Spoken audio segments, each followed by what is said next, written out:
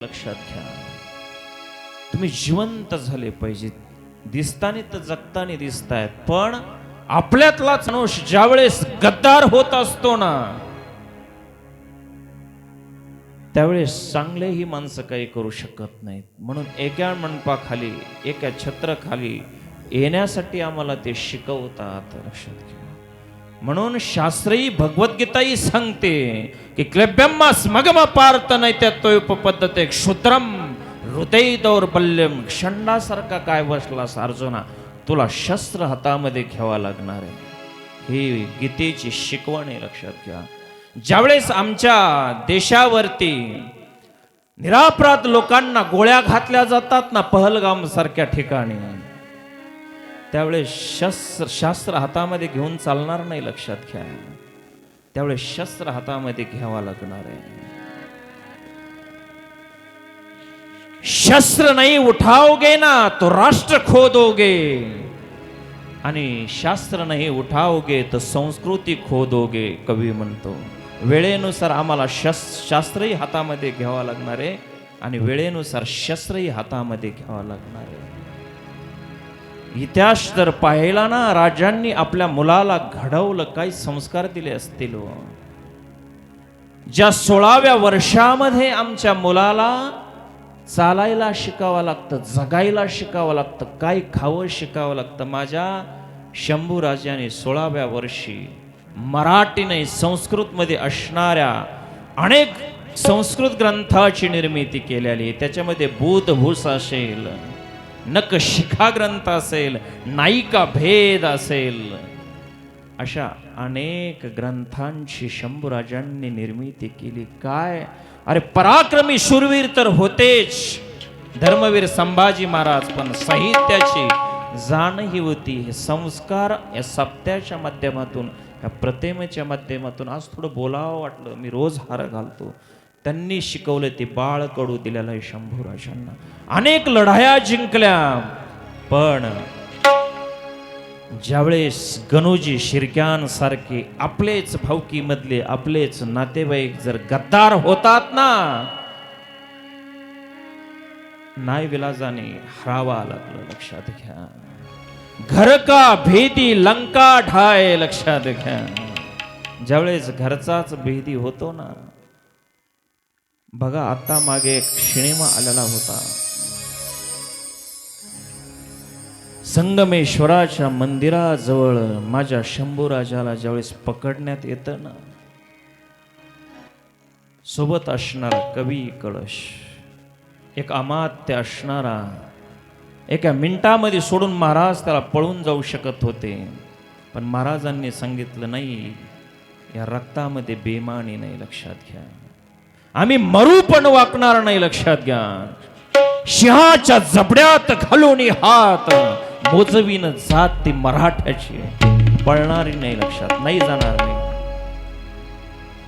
4 लाख फौज असणारी समोर होती. एकटा शंभूराजा संगमेश्वराच्या मंदिरात होता. गद्दारी केली म्हणून पकडल्या गेले, पण वाकला नाही.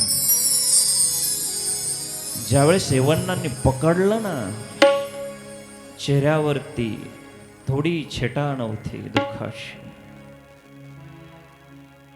औरंगजेबच्या समोर आणलं ना, त्याचं वाक्य आहे,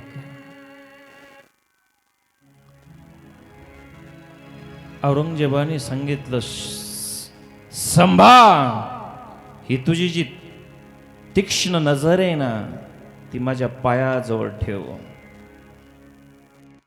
झोप.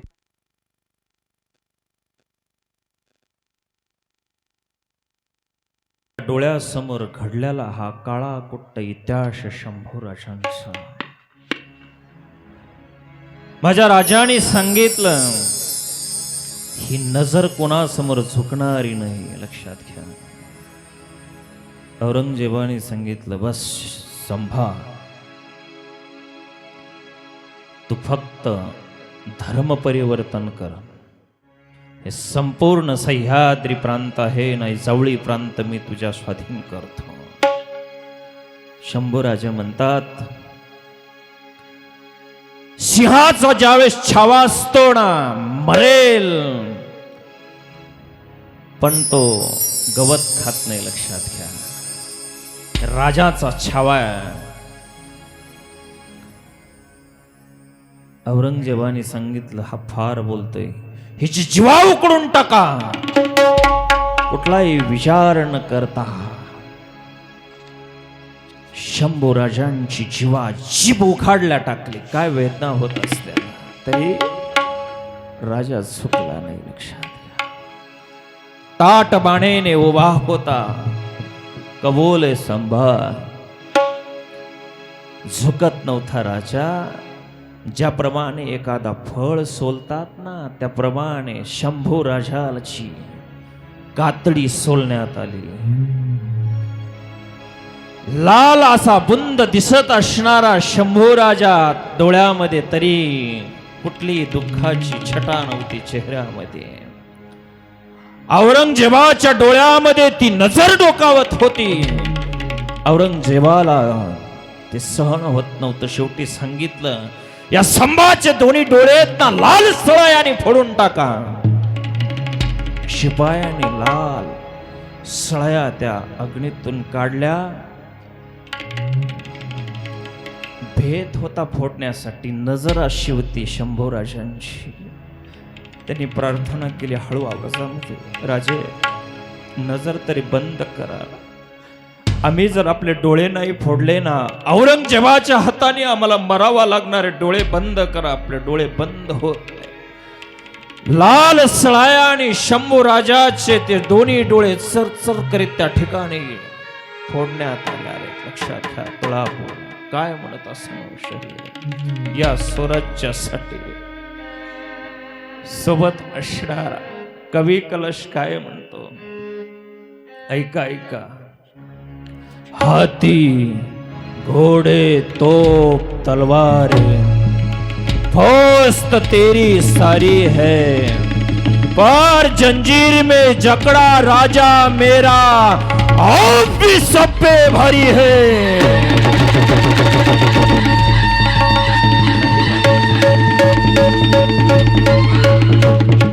म्हणून असा काळा कुट्ट असणारा इतिहास हलाल करून माझ्या शंभू राजाला मारलं का? स्वराज्यासाठी स्वतःचं बलिदान देणारे हे आमचे पूर्वज होऊन गेलेले. लक्षात घ्या, आम्ही असं मृत होऊन जगणं योग्य नाही. म्हणून एका कवीने असं म्हटलेलं आहे, छत्रपतींच्या शूर मर्दानो, छत्रपतींच्या शूर मर्दानो, शूर मर्दानो, शूर मर्दानो, होऊ नका बेभान, होऊ नका बेभान. शिवरायांची आस, शिवरायांची आस. शिवाजी जय भवानी, जय भवानी, जय शिवाजी, जय भवानी, जय शिवाजी, जय भवानी.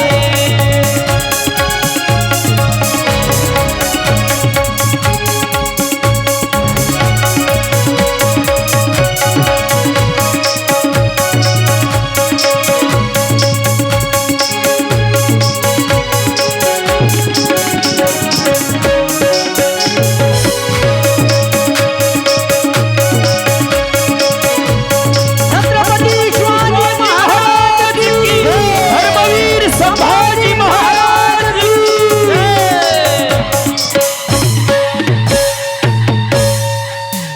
छत्रपतींच्या शूर मर्दांनो, तुम्हा शिवरायांची आण. छत्रपतींच्या शूर मर्दांनो, होऊ नका गद्दार, तुम्हाला शिवरायांची आण. ज्या दिवशी आपलेच गद्दार होतात ना, त्यावेळेस कुळाचा धर्माचा नाश होत असतो. लक्षात घ्या. कारण आज या प्रतिमेला आपण हार घातला, एक स्पर्श करावा, कशासाठी आपण पूजन करतो की आम्हाला पुन्हा पुन्हा सांगत असते की एका छत्राखाली या, एका मंडपाखाली या. काळाची गरज आहे. ज्या दिवशी तुम्ही संघटित व्हाल ना, त्यावेळेस मोठमोठे प्रक्यावरती आपण आक्रमण करू शकाल. आजपर्यंत भारताचा इतिहास आहे की ज्या एका घरातले एका चुलीवरती खाऊ शकत नाहीत त्यांना जिंकणं सोपं आहे. आणि आतापर्यंत भारतावरती विजय मिळवलेला आहे. ज्यावेळी तुम्ही संघटित व्हाल ना तर नक्कीच तुम्ही समोरच्या विजय मिळवल्याशिवाय राहणार नाहीत. काल अशाच आसुरी एका शक्तीचा नाश केला भगवंतांनी. कंसाला संपवलं. जिथं अत्याचार होतो ना, अधर्माची अवधी तोडी माऊली म्हणतात. दोषांची लिहिली फाडी आणि सज्जना करवी गडी गुडी सुखाची ओवी. आसुरांचे कुळ नाशी, कुळाचे कुळ मी नासून टाकतो. कोणाच्या ना कोणाच्या राजांसारख्यांच्या कोणाच्या ना माध्यमातून कोणाला तरी मी उभा करत असतो संपवण्यासाठी. म्हणून काल अनेक आसुरांचा नाश केला. उग्रसेनाला राज्यावरती बसवलं. आपण पाहिलं. मी जास्त वेळ घेणार नाही. पुन्हा आपण भागवतामध्ये प्रवेश करू, कारण माझा विषय भागवत आहे. बरोबर आहे की नाही? जयंतीच्या टायमाला कधी वेळ आला तर बोलू निश्चित. जो विषय दिला त्याच्यावर बोललं पाहिजे. आणि मग काल उग्रसेनाला राज्यावरती बसवल्यानंतर भगवान गोपाल कृष्णही मथुरेमध्ये येतं. आणि ज्यावेळेस कंसाला मारलं ना त्यावेळेस खांबाच्या आडोंगी उद्धव उभा होता. भगवंताने सांगितलं कोण आहे खांबापाशी? उद्धवने सांगितलं मी उद्धव, बृहस्पती शिष्य. मी कंसाचा प्रधान आहे. कंसाला बुद्धिमंत्र सांगतो. देव म्हणतात आजपासून आम्हाला आमचा प्रधान व्हा, आम्हाला बुद्धिमंत्र सांगा. आणि तेव्हापासून उद्धव हा भक्त असणारा देवासोबत आहे शेवटपर्यंत. मथुरेमध्ये सुसज्ज महल आहेत. सोन्याचे महल आहे. हिरे माणिक मोती काहीच कमी नाही. खाण्यासाठी षडरस पक्वान येत मावल्यांनो. पण माझा देव एक दिवशी त्या ठिकाणी डोळ्यामध्ये धारा लागल्या आहेत. रडतोय त्या महलामध्ये. एक ठास तर बसलेला. उद्धव दर्शनासाठी भगवंताच्या आल्यानंतर पाहतोय तर देवाच्या डोळ्यामध्ये मावल्यांनो धारा लागल्या. काय प्रसंग असेल? माणसास देवासाठी तर माणूस रडतो, पण माणूस असा पाहिजे, भक्त असा पाहिजे की देव त्याच्यासाठी रडला असेल. काय त्या ब्रजातले काय वेद असेल व काय आवडी असेल त्या देवासाठी. ज्यावेळेस गोकुळ सोडून आला ना, आठवण होती कानाला की मी माझ्या आईला खोटं बोललो, मी परवा दिवशी येईल. मैया यशोदे, माझ्या मागे पायात चप्पल नसताना माझी आई माझ्या रथाच्या पाठीमागे पळत होती. आणि रडतायत देव. उद्धव म्हणतो भगवंत तू का रडतोस? काय कमी रे तुला? मला सांग ना. म्हणून भागवतामध्ये श्लोक आहे, तमाह भगवान प्रेष्टम भक्त मे कांतिनम क्वचित गृहीत्वा पाणिनम पाणी प्रपन्नर्ती हरो हरी. उद्धवाचा शरणंगताचा वज्रपंजरो असणारा तो कृष्णनाथ उद्धवाचा पाणी म्हणजे हात हातामध्ये घेऊन आपलं दुःख सांगतात उद्धवाला. उद्धवा, मला या मथुरेमध्ये या नगरीमध्ये काहीच कमी नाही रे, पण ज्या ब्रजभूमीमध्ये जी माझी आई आहे ना मैया यशोदा, मला तिची आठवण होती रे. म्हणून देव हातामध्ये धाय मोकलून उद्धवाजवळ रडतात. उद्धवा मोहे ब्रज विसरत नोहे. उद्धवा उधो मोहे ब्रज विसरत नाही. उधो मोहे ब्रज विसरत नाही. उधो मोहे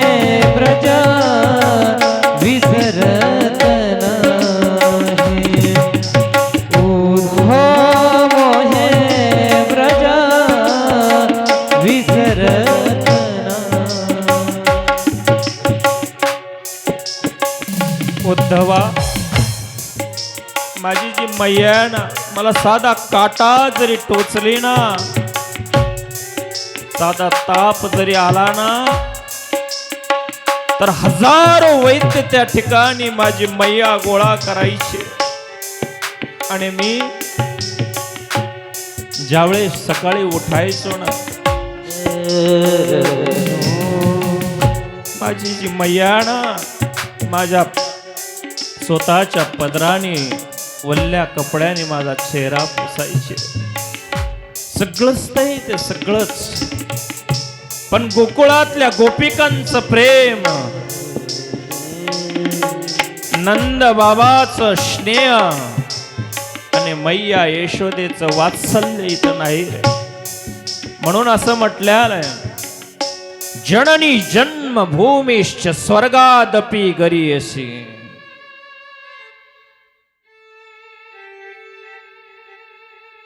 आई आणि जन्मभूमी स्वर्गापेक्षा श्रेष्ठ असते, लक्षात घ्या. त्या आईची आठवण मला विसरत नाही, लक्षात घ्या. उद्धवा,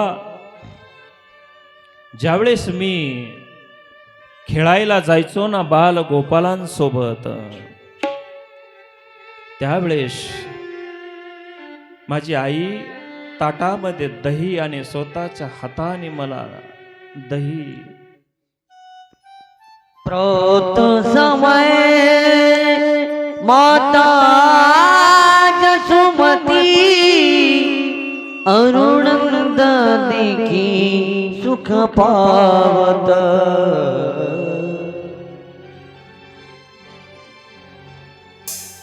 निघायचो ना मी उद्धवा, बाल गोपाळांसोबत खेळायचो रे. माझी मैया मला शिदोरी बांधून द्यायची.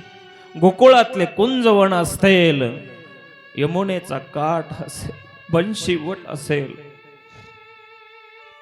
ज्यावेळेस मी बासरी वाजायचो ना, माझ्या गायी शेपटीवरती करून माझ्या सोबत त्या ठिकाणी पळत यायची. एक एक आठवण काढून भगवंत त्या ठिकाणी उद्धवाला सांगताय. हाच प्रसंग भागवतातला एक वेळेस रामायणामध्ये जा. ज्यावेळेस युद्धकांडामध्ये रामाचं आणि रावणाचं ज्यावेळेस युद्ध होतं ना, रावणाला मारल्यालंय आणि लंकेमध्ये श्रीरामांच्या डोळ्याला धारा लागलेल्या असताना लक्ष्मणाचं वाक्य, आपी सुवर्णमय लंका नमे लक्ष्मणा रोचते. लक्ष्मण म्हणतो, श्रीरामा, अरे इथेच तर सगळं येणार आहे, आपण रडता का? त्यावेळेस श्रीरामांचं वाक्य, जननी जन्मभूमीश्च स्वर्गादपि गरीयसी. हेच वाक्य भागवतातलं रामायणामध्ये आहे की मला माझ्या अयोध्येची आठवण येते. इथं सुवर्णाची, आपी सुवर्णमय लंका नमे लक्ष्मणा रोचते. सुवर्णाची जरी लंका असेल ना, मला मन नाही लागत, लक्षात घ्या, नाही लागत.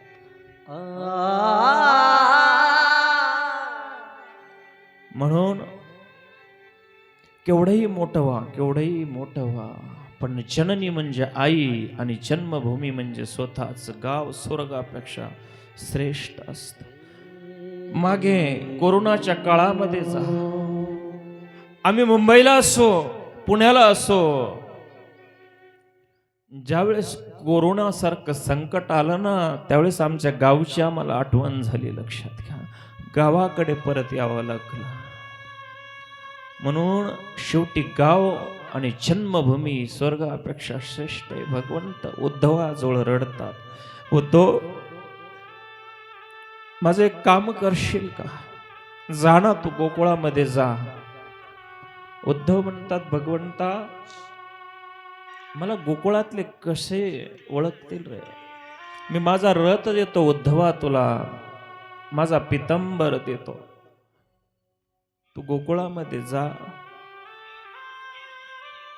उद्धवाने प्रणाम केला भगवंताला, स्वतःचा रथ पितांबर त्या ठिकाणी उद्धवाला दिला आणि उद्धव गोकुळाच्या दिशेने निघाला. का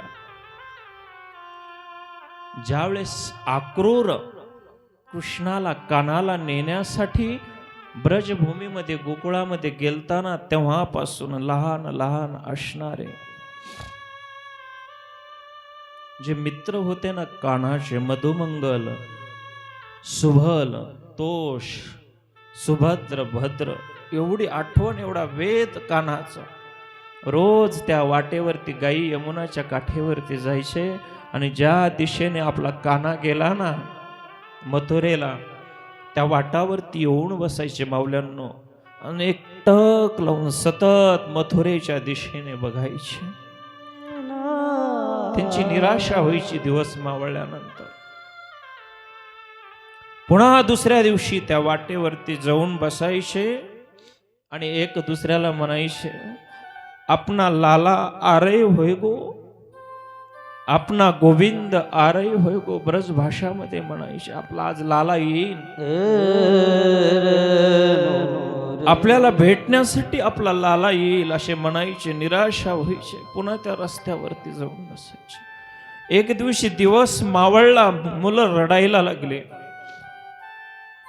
आणि शेवटी निराशा झाली आणि मैया यशोदेच्या महलासमोर येऊन हे लहान बाल गोपाळ म्हणतात, मैया तेरा लाला बड़ा कठोर आज भी नहीं आया.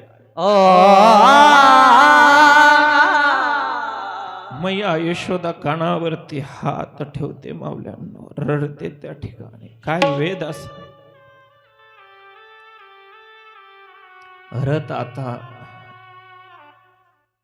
उद्धवाचा येताना दिसला. मुलं ठरल्याप्रमाणे गायी घेऊन यमुनेच्या काठावरती जातात. कुणीतरी रथ मथुरेच्या दिशेने येताना पाहिला. मुलांना एवढा आनंद झाला, एवढा आनंद झाला मावल्यांनो. सुभल, तोष, मधुमंगल, आपणा लालाया, एवढा आनंद झाला, एवढी धूम ठोकली, जोरात पळाले सगळेजण रथात.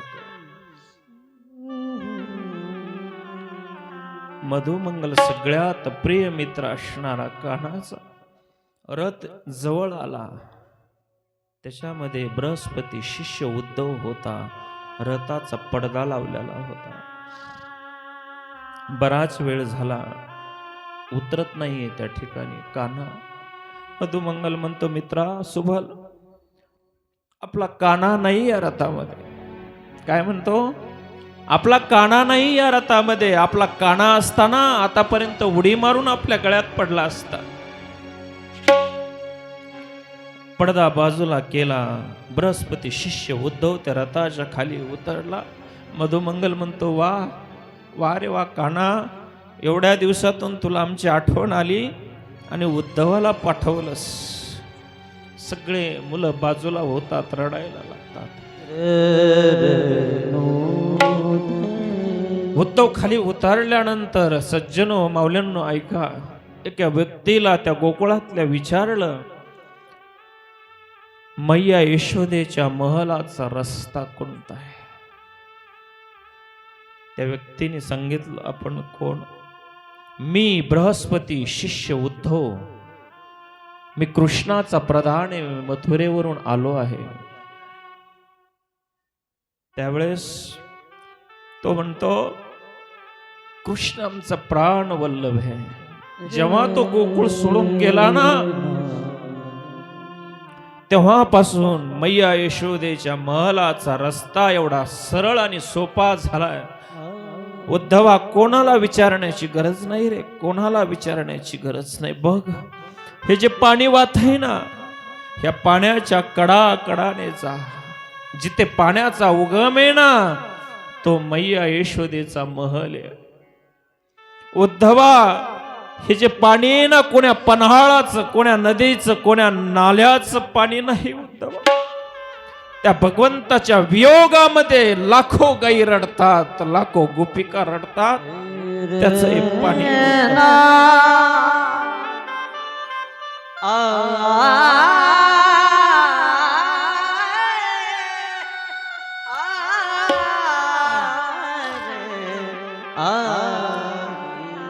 उद्धव पाहत पाहत त्या पाण्याच्या कडा मैया यशोदेच्या महलाच्या समोर उभा राहिला. कृष्ण कृष्ण असा आवाज त्या महलामधून येत होता. आत घरामध्ये पाऊल ठेवल्यानंतर मैया यशोदा डचकल्या. मैया नंदराणी प्रणाम. मी उद्धव कृष्णाचा प्रधान, लालाने मला पाठवलं.